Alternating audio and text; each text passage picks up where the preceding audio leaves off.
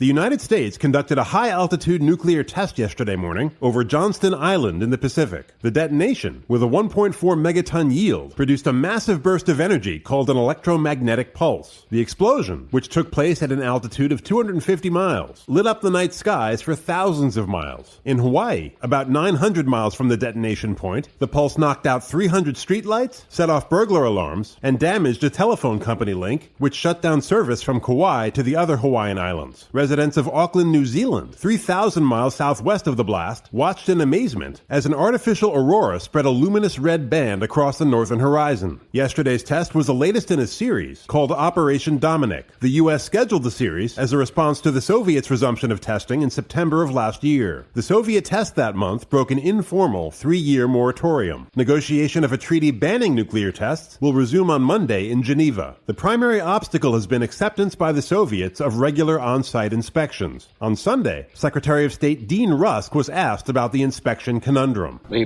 Defense Department made public a report yesterday which showed that a series of tests that we have conducted have made some important progress in better detecting underground nuclear explosions. Do you think that these continuing series of experiments, if they prove to be successful, could open up the way for us to reduce the amount of inspection and we believe necessary on Soviet soil? Well, those tests, of course, have been of very great interest to us in the Department of State and in the Disarmament Agency. But I want to emphasize that so far as we can now tell, it is still not possible to do all of this from long-distance instrumentation. Some control stations and some on-site inspection would in any event be required. Now, so long as the Soviet Union is saying adamantly no control posts and no on-site inspection, then we are still back where we were.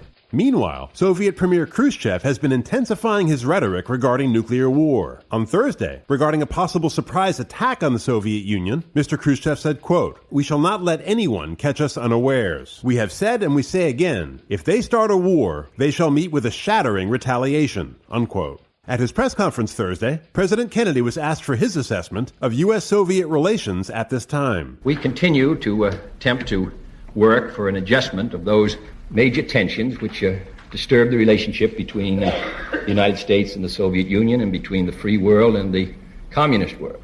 We have not always been as successful as we had hoped, but we are continuing. We're continuing the discussions over Berlin.